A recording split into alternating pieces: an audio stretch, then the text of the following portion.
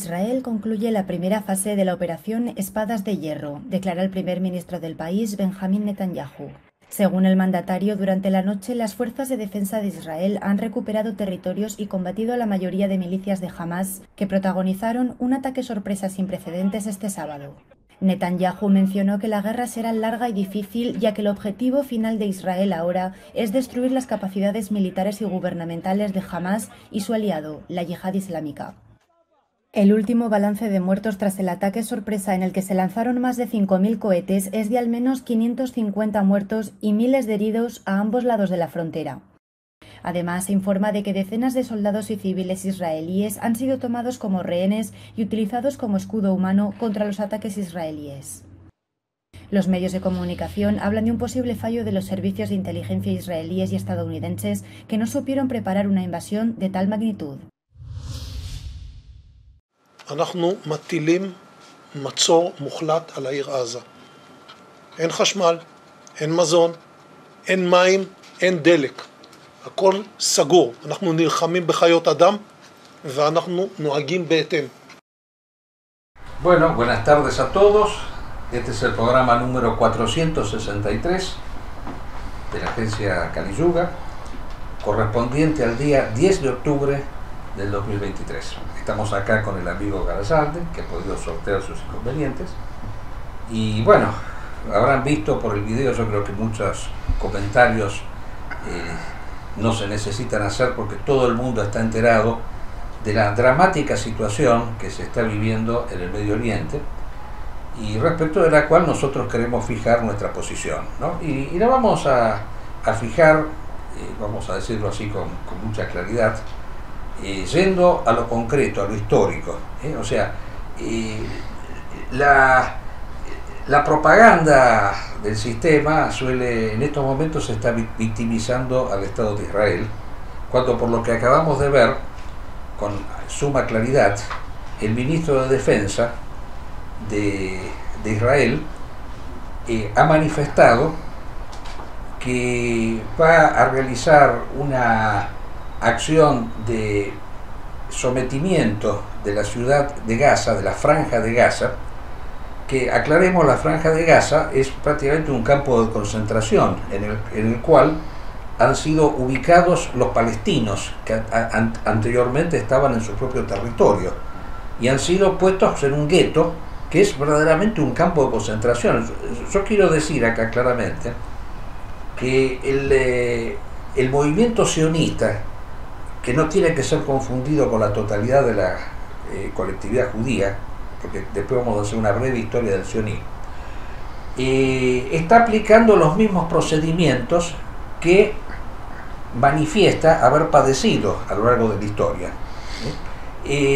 Incluso varios ciudadanos judíos respetables y que nosotros reivindicamos totalmente han dicho que el sionismo utiliza el mito del holocausto para victimizarse a sí mismo y para justificar las tropelías que está efectuando en el Medio Oriente, basándose principalmente en la idea de la superioridad racial y ontológica del pueblo judío con respecto al palestino, tal como manifiesta el ministro de Defensa cuando dice que los palestinos son animales humanos, o sea, no son verdaderos seres humanos, a los cuales hay que castigar quitándoles todo tipo de servicio, agua, luz, gas, todo, o sea, peor que un gueto, peor que un campo de concentración. Y luego los bombardeos, ya se calcula que hay 124 niños. Ahora, se alega que jamás ha efectuado matanzas de ciudadanos judíos, incluso se dice que ingresó a campamentos, ha matado a civiles. Yo quiero aquí hacer una acotación al respecto, ¿no? Desde ya que uno, por supuesto, no ve con agrado estas cosas, pero se trata también de explicarlos. Evidentemente, una comunidad que ha padecido tremendos sufrimientos, yo tendría que estar en esa situación para decir que no haría lo mismo que hacen ellos. Es muy simple esto. Y por otro lado, el Occidente, que se rasga tanto las vestiduras con respecto a actitudes humanistas y defensoras de los derechos humanos, siempre ha justificado las acciones de represalia cada vez que ha padecido un ataque en su contra. Sin ir muy lejos, Estados Unidos, por haber padecido el ataque en Pearl Harbor, en donde murieron varios miles de norteamericanos soldados, no civiles, tiró 2 bombas atómicas en Japón, que mató a cerca de 500.000 personas y dejó inválidos a miles y miles de japoneses de por vida. Ahora, si eso no es represalia, o sea, ¿qué es en comparación lo que puede haber hecho un pueblo que ha padecido todo tipo de sufrimientos? Pero yo quiero aquí hacer una acotación muy clara, porque ¿qué es el sionismo? Esto hay que decirlo con claridad. Nosotros no somos personas que hablamos porque sí. Nosotros nos hemos ocupado de leer la obra del fundador del sionismo, Teodoro Herzl. Acá tengo la edición castellana de las páginas escogidas de Herzl, y hemos tratado de conocer los fundamentos de este movimiento. Y vamos a decir de una manera sintética las cosas fundamentales. El sionismo surge a comienzos del siglo pasado. Es uno de los tantos movimientos que tiene el judaísmo, y más todavía, cuando el sionismo aparece como movimiento que reivindica la constitución de un Estado judío, es un movimiento absolutamente minoritario. Es más, el judío estaba en ese entonces dividido en 3 grupos. Estaban los judíos asimilacionistas, que una vez que habían salido del gueto se querían asimilar a la comunidad, y eran la inmensa mayoría, porque el judío en general, una vez que tras la Revolución Francesa desaparecen los guetos, se terminó integrando a las comunidades. Inclusive yo siempre recuerdo Nietzsche, que decía, el judío nunca va a tener, no tiene la capacidad de constituir un Estado en 2000 años, lo mejor es no perseguirlo, dejar que se integre a la comunidad. Y segundo, estaban los judíos religiosos que decían que sí, que había que constituir un Estado, pero a través de un Mesías. Y el tercero es el movimiento sionista, que es un movimiento laico, es un movimiento irreligioso totalmente, pero que utiliza la religión con un fin político. Hay una famosa frase de un discípulo de Herzl, Zapotinsky, que dice, es interesante esta frase: Dios no existe, pero nos ha prometido un territorio. Es muy simple esto, quiere decir que la religión es en última instancia un móvil para la acción, parecido a lo que podía ser, supongamos, en el nacionalismo integrista francés, la figura de Maurras, que era ateo, pero al mismo tiempo quería utilizar el catolicismo a los fines del impulso de un nacionalismo francés. Bueno, pero es interesante al respecto. Yo quiero citar acá 2 o 3 cositas. Primero, hay una famosa carta del señor Herzl a un dirigente antisemita de su tiempo, en donde le dice textualmente, dice: ustedes nos están haciendo un gran favor, porque son como, de alguna manera, una fuerza que nos moviliza a nosotros dialécticamente, porque si ustedes no existieran, el judío se terminaría asimilando a la comunidad. Muy interesante eso. Dice, ustedes tienen razón en criticarnos, porque nosotros, por haber vivido tantos años en los guetos, nos hemos convertido en personas avaras, en personas usureras, con miles de defectos que nos achacan, y ustedes hacen bien en recordárnoslo. Y al mismo tiempo son indispensables, porque si no va a pasar esto. Y yo me pregunto, el gran movimiento antisemita que hubo en la historia, en el siglo XX, que fue el nazismo, ¿no ha sido en última instancia un movimiento útil para el sionismo? Porque gracias a las persecuciones que el judío ha padecido, el sionismo pudo en su momento llegar a constituir un Estado. O sea, el antisemitismo fue útil para el movimiento sionista.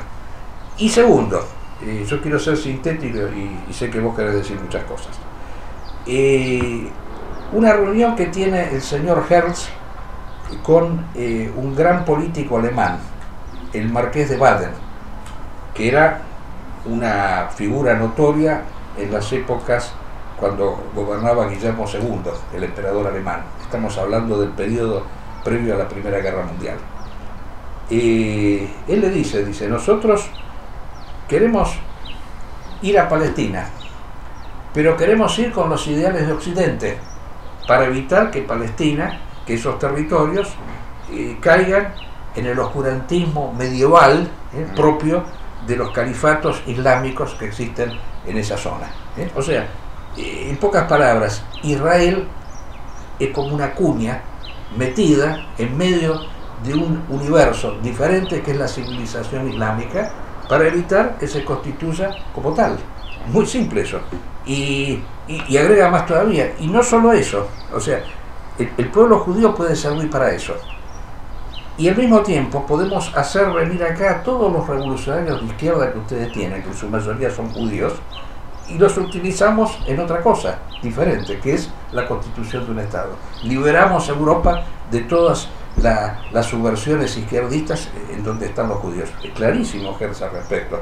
O sea, demuestra que es una persona que actúa políticamente como podía haber sido un político romántico de su tiempo, pero no religioso. Y la última entrevista que tiene con el rey de Italia, Víctor Manuel III.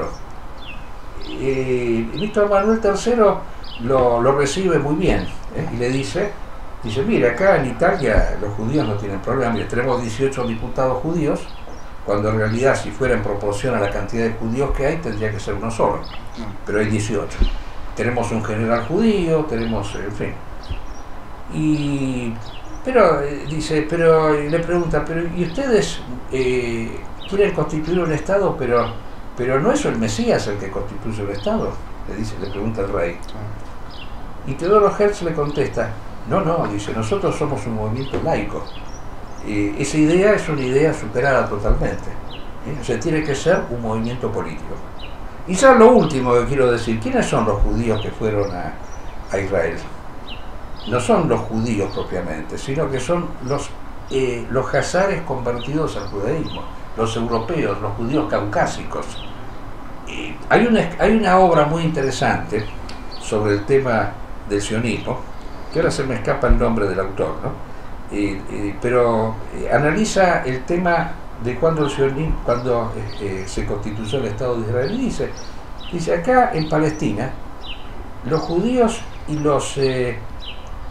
los árabes convivían pacíficamente hasta que llegó el sionismo. Había judíos semitas, los sefaraditas son los verdaderos judíos, los semitas. Estos son europeos, son askenazis. Así que yo creo que esta es una situación grave. Voy a dar el último concepto. Esta es una situación muy grave para Israel. ¿Y en qué sentido es grave? Yo creo que la gravedad consiste en que Israel ha creado una imagen de omnipotencia y de seguridad. La primera omnipotencia es que tiene un servicio de inteligencia que lo controla absolutamente todo. Que el judío funciona como un ejército perfectamente disciplinado. Yo me acuerdo siempre cuando fue el famoso atentado de las Torres Gemelas, una versión que se dio fue que fueron los judíos porque estaban enterados y le avisaron a todos los empleados judíos de ir a trabajar y no fue ninguno. Y entonces yo dije en ese momento, bueno, si es así, son un ejército muy disciplinado. El primer interesado en decir esto es Israel, en mostrar esa imagen. Y bueno, acá demostraron que no pudieron prevenir una acción que fue realmente en la frontera más vigilada, y mostraban cómo cortaban los alambrados, podían hacer absolutamente todo. Pero lo principal, yo creo que es esto, ¿no? Yo acá quiero citar una experiencia personal que yo tuve. Yo hace muchos años estaba dando clases en el secundario, ¿no? En la provincia de Neuquén. Y me tocó, era la época de la guerra contra Irak, la primera guerra, la de Bush padre en contra de Irak por la invasión de Kuwait, no la última en donde lo sacaron a San José, la primera. Y en esa guerra fue notorio que lanzaban misiles Scud los iraquíes en territorio israelita. Y yo estaba tomando examen a una vez una alumna que vino, que tenía que dar una equivalencia, ¿no? Yo le veía el perfil y le vi un perfil bastante notoriamente judío, ¿no? Y bueno, resultó ser una judía riojana, una joven judía riojana, que me explicó, antes de dar el examen, que ella venía de Haifa, ¿no? Y que habían huido de allá por la cantidad de misiles que habían caído en la ciudad de Haifa, que habían destruido varios enteros, cuando la propaganda judía, la propaganda sionista, decía que caían todos en descampados y que nunca producían absolutamente nada. ¿Y esto por qué? Es muy simple. El sionismo quiere dar la imagen de seguridad. ¿Por qué seguridad? Porque el judío hoy vive perfectamente bien en todo el mundo, en todas las sociedades. Un judío norteamericano vive como un rey en los Estados Unidos. Nadie los persigue actualmente. El antisemitismo es un fenómeno que ha desaparecido. El asimilacionismo, esa corriente, ha triunfado. Entonces, si ellos tienen que reconocer, como sucede ahora, que están viviendo en una situación de absoluta inseguridad, que hay 600 argentinos, por ejemplo, que van a venir ahora porque se escapan de allá, y no quiero pensar de otras nacionalidades, y bueno, ¿dónde va a parar el Estado de Israel? Si el Estado de Israel se funda en la inmigración de los judíos, ahí está la gran derrota. Bueno, te cedo un poquito a vos la palabra. Bueno, tratando de continuar un poco sus ideas, podemos sí decir entonces como que a lo largo de estos años, creo que el mundo entero se ha maravillado, ¿no?, en cómo Israel creció como Estado, su ejército, que enfrentó a varias naciones, en consolidar su poder. Obviamente tuvo ayuda del extranjero y colaboradores, o sea, milicias que vinieron de distintos lugares del mundo, y crearon eso que usted dice, o sea, una imagen de solidez, de profesionalismo, que también hubo acontecimientos en la historia, ¿no?, que mostraron eso. En Argentina el secuestro de Eichmann, eso merecería todo un capítulo. Sí. Bueno, el tema de cuando esos terroristas secuestraron un avión y lo hicieron aterrizar en África, que hubo toda una operación famosa en la cual salvaron, o sea, sí, demostraban una gran eficacia, eso querés decir. Graciosamente, tal es así que cuando se comparan las mejores fuerzas de élite en el mundo, es muy gracioso, pero se ponen a los judíos y a las SS, por lo general, las SS alemanas, como los grupos de élites más famosos de la historia. Sí. Y los israelitas están dentro de esa línea contemporánea, ¿no? Y esto que les ha pasado es muy impresionante, porque creo que todos quedamos realmente impresionados. Exacto. Primero por la forma casi casera en que los combatientes del Hamas pasaron con parapente o cosas por el estilo. Exactamente, y para buscar un justificativo que han querido inculpar a Irán. Claro, pero realmente Irán no participó en nada. Lo único que hizo fue aplaudir. Exacto. Y creo que lo que se está cayendo, quizás esto, no sé, ¿no?, porque los ánimos están caldeados obviamente en Israel, pero quizás está cayendo ese modelo, esa imagen política, ¿no?, de que en sí es una idea política, que son indestructibles. Exacto. Que pueden sostener todo y mantener. Es una nación con potencial nuclear. Exacto. O sea, es de las más importantes en este momento en ese sentido. Y quizás esta crisis que han vivido, que les tocó los más profundos de su tranquilidad, ¿no?, y de su fortaleza, de sentirse que ellos pueden defender su propio Estado. Quizás empieza a caer esta idea sionista, ¿no?, y quizás tengan a partir de ahora realmente tomar otras medidas, pero obviamente esto le ha dado fuerza a Netanyahu, que es un corrupto. Exacto. Que en este momento le dio respiración a Netanyahu en este conflicto. No sé cómo va a terminar esto, pero lo cierto es que tendría que haber de las fuerzas opositoras, luego que se calmen las cosas, de que se tome el control, que eso va a significar prácticamente la devastación de Gaza, de la frontera de ahí del lugar donde están todos los palestinos hacinados, pero quizás surja dentro de los partidos políticos de Israel una crítica seria a todo lo que está pasando. No, o sea, también muchos dicen, no se explica esta barbarie, ¿no? esta barbarie que cometieron los de Hamas. El sábado asesinaron a 3 palestinos, colonos israelitas. O sea, no ejército, colonos. Colonos asesinados. Por eso yo siempre digo, no hay civiles israelitas, son todos combatientes. Son todos combatientes. Y hay un apartheid presente. Obviamente. O sea, esta es nuestra tierra y la queremos solamente para nosotros. Y todo lo que es la zona de Cisjordania, se están haciendo muchas tropelías que no son de ahora, son de hace muchos años y lo estamos viendo. Hay condena de la ONU con ese tema. Pero obviamente, cuando no hay un brazo ejecutor de parte de la ONU, Estados Unidos, entonces siempre todo termina en declaraciones vacías de la ONU. Hoy la ONU nuevamente está diciendo paren a los dos, tanto al Hamas, liberan a los prisioneros para que la cosa no se complique más y muera población civil. Y por el lado de Israel, paren muchachos, porque esto ya se lo veían venir. O sea, tantos crímenes que se han venido cometiendo para tener control total y que los palestinos ya no tengan propiedades, tarde o temprano esto iba a explotar. Exactamente. El problema es que los medios de comunicación internacionales en este momento están utilizando políticamente esto. Y esto nos lleva a todo el debate que hubo acá en Argentina, que eso sería un tema interesante. Acá, ¿cómo se está utilizando un acontecimiento trágico que está pasando en Israel? ¿Cómo se utiliza políticamente acá en Argentina? Bueno, yo no he visto el debate, porque no los veo estos debates políticos presidenciales, porque son de una superficialidad pero absoluta, ¿no? Veo algunas partes así después de que se han emitido.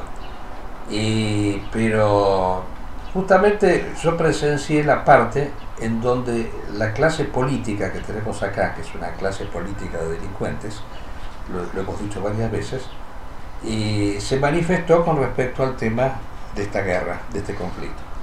Y cosa curiosa, todos, menos uno, eso vamos a decir quién fue, se manifestaron a favor de Israel. Los candidatos a presidente. Los candidatos a presidente.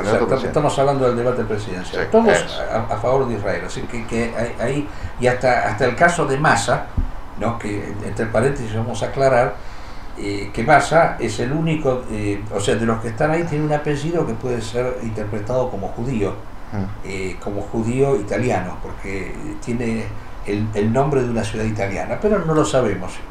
Vamos a hacer de cuenta que no es judío. Todos los candidatos que había ahí, que eran de origen cristiano, Milei, bueno, quiere convertirse al judaísmo, pero hay que ver si lo dejan, porque en general el judío es racista en ese aspecto, no admite que cualquiera se pueda convertir, pero él está haciendo esfuerzos para hacerlo. Pero ahí había nada más que una judía, que era la señora Miriam Bregman, que era de origen judío, y los demás en cambio eran de origen cristiano.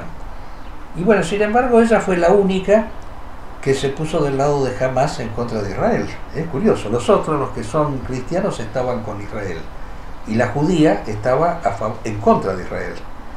Bueno, lo cual hay que felicitarla a ella, porque es una demostración. Ella ha servido también para demostrar que no es lo mismo el sionismo que el judaísmo. Nosotros somos respetuosos del judaísmo, o sea, porque los que confunden sionismo con judaísmo cometerían un error parecido a que si alguien criticara a la mafia italiana dijera que todos los italianos son mafiosos.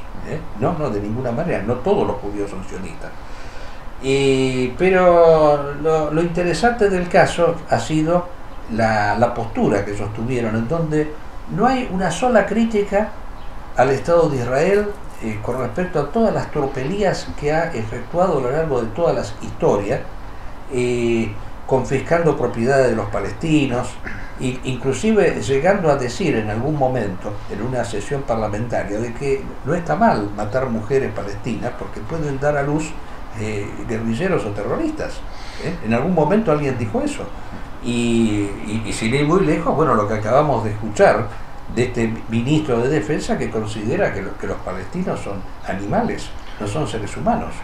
Ninguno de estos políticos dijo algo al respecto. Creo que uno de los problemas principales de estos dirigentes políticos es que lo venimos viendo hace años, hace décadas, sí, que cuando estaban haciendo sus campañas presidenciales siempre hacen dos viajes importantes, uno a Estados Unidos y otro a Israel. Exacto. Y tratan de ver con qué partidos se relacionan y se asocian. Me acuerdo que Macri en su momento se relacionó con la línea progresista de Hillary Clinton, que luego perdió y así le fue. Y después está el tema también en Israel, del partido Likud, con el otro partido, creo que es laborista, y también siempre como que tienen que tener un diálogo. Obviamente, ¿por qué motivo es? Porque la población judía en la República Argentina es importante. Creo que es el cuarto país después de Israel, Estados Unidos, Francia, creo que somos nosotros, porque también es parte de la historia del sionismo, de que un colaborador, Teodoro Herz, que era el barón Hirsch, no estaba tan convencido de este tema de recuperar la tierra prometida. Entonces creó una asociación que llamaba la Jewish Colonization, algo por el estilo. Se instalaron acá en la Argentina. Y claro, en tu provincia. Claro, ¿por qué? Porque el recuerdo de la Mesopotamia, el Éufrates y el Tigris, nos hizo asociar el tema de la Mesopotamia argentina. Bueno, Theodor Herz en su obra El Estado Judío, que aparece aquí, dice que los dos territorios en donde se tienen que instalar o se pueden instalar los judíos son Palestina y Argentina. Claro. ¿Sí? Tenían esa cosa. Exacto. Y Hirsch apoyó esa noción.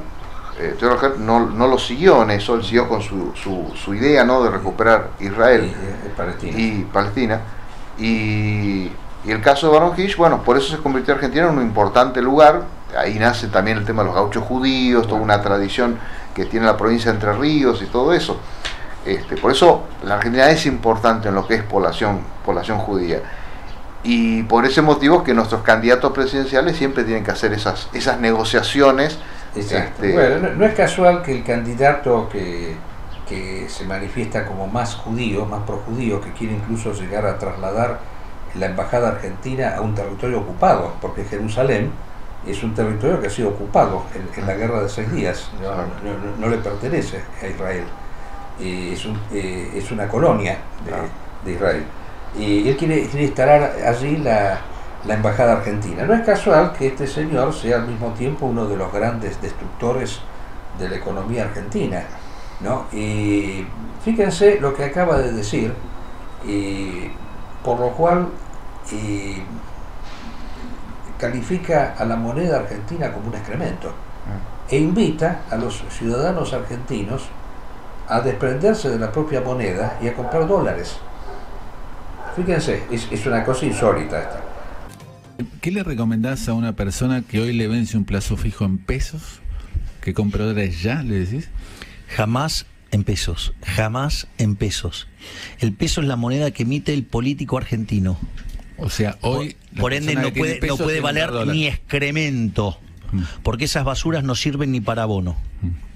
Y bueno, la consecuencia de todo esto es que el dólar se ha ido a las nubes. Y esto, claro, nos recuerda lo que pasó ya en otra oportunidad, porque si Giambattista Vico viviera nuevamente, tendría a la Argentina como modelo los cursos y los recursos de la historia, porque acá todo se repite cíclicamente. Y acá tenemos un antecedente de alguien que era, por otro lado, como él, discípulo de Venegas Lynch, el ministro de Economía Martínez de Oz. Y seguidor de la escuela austríaca. Y seguidor también, como él, de la escuela austríaca, que había implantado un sistema muy parecido al nuestro. Que era al de Milei, ¿no? Que quiera imponer Milei. De la dolarización, que era la famosa tablita, por la cual él mantuvo la moneda estable, la moneda argentina, a cambio de un ingreso masivo de dólares, que estos dólares vinieron, pero porque acá en la Argentina tenían unos intereses que no conseguían en otros lados, y como se le aseguraba la estabilidad monetaria, vinieron acá y recibían intereses equivalentes a dólares, porque si bien recibían pesos, después los convertían en dólares y era la moneda para ellos. Y vamos a dar un ejemplo: si en el propio país recibían a lo mejor una tasa de interés del 3% anual, acá recibían el 20%. Claro. Entonces en pocos años duplicaron el capital. Y una vez que lo duplicaron y que se enriquecieron en forma, se fueron. Por eso son capitales golondrina. Y el señor Milei dice exactamente lo mismo. Dice: yo tengo 30.000 millones de dólares como para dolarizar el país. Bueno, tiene capitales golondrinas. Fíjense, el dólar aumenta vertiginosamente, pero las acciones argentinas en el mundo se incrementan. Qué cosa curiosa, porque el capital extranjero está detrás de toda esta maniobra especulativa. Es clarísimo esto. Es clarísimo. Causa vergüenza ajena que nosotros estemos ahora hablando de que este sujeto miserable pueda llegar a ser el presidente de la Argentina. Pero no queda solamente en Milei la cosa. Fíjense los disparates que ha dicho el candidato que él tiene a intendente. La gente que lo acompaña. Primer consejo, mucha gente joven mira este canal, la mayoría son jóvenes. No te independices, vivilo, son tus padres. Decidieron que vos vengas al mundo porque capaz estaban aburridos, que paguen ese costo. Que te financien. Si podés vivir en su casa, te vas a ahorrar un alquiler. Si podés ir a comer los domingos, anda a comer los domingos a la casa de tus padres. Ellos tuvieron más recorrido en su vida económica y pudieron ahorrar. Ahora que lo disfruten con sus hijos. No está mal. No sé quién dijo que sacar beneficio financiero de los padres está mal. Si a ellos los hace feliz. ¿Querés cambiar el auto? Y decís, tengo una abuelita, un abuelito, una tía, o capaz un amigo que me puede prestar esa plata. Entonces vos primero vas y le pedís pesos prestados. Obviamente, como hay un lazo sentimental, no te tienen que cobrar intereses. Seguramente te van a decir, bueno, te presto dólares, pero me devolvés dólares. Sí, por supuesto. No estamos incitando a que la gente vaya a pedir plata para no devolverla. Hay que devolverla en el mayor tiempo posible. Es parte de la negociación. Pero saquémonos esas inhibiciones que nos hacen alejarnos de nuestras posibles herramientas de financiamiento gratuitas.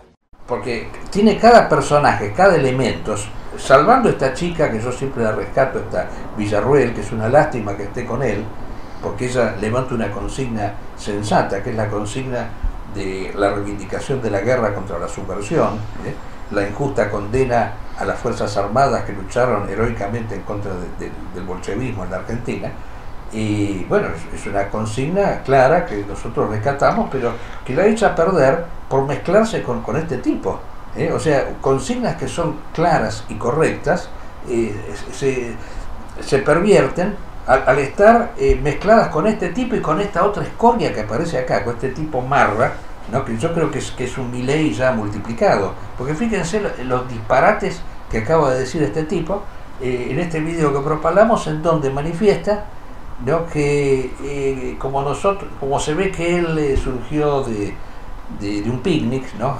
Los padres tuvieron un accidente y él nació sin querer. Qué lástima, ¿no? Yo pienso que ha sido una desgracia para todos que haya sucedido eso. Y bueno, entonces él plantea que están obligados los padres a mantenerlo de por vida, porque él no pidió venir a este mundo, ¿no? Es un disparate pero absoluto. O sea, está promoviendo la vagancia, está promoviendo la actitud de la viveza de los hijos con respecto a los padres. Y yo diría más, evidentemente hay que ser muy tonto para decir que nosotros hemos venido en contra de nuestra voluntad. O sea, la existencia ha sido una cosa que ha sido querida por nosotros. Nosotros no estamos aquí por un accidente, O sea, el acto, y esto es una cuestión metafísica que evidentemente para esta gente se le escapa de manera total. El acto de existir es un acto elegido, no es un acto accidental. Nosotros no somos el producto de un abrazo nocturno, como pretende sostener este señor.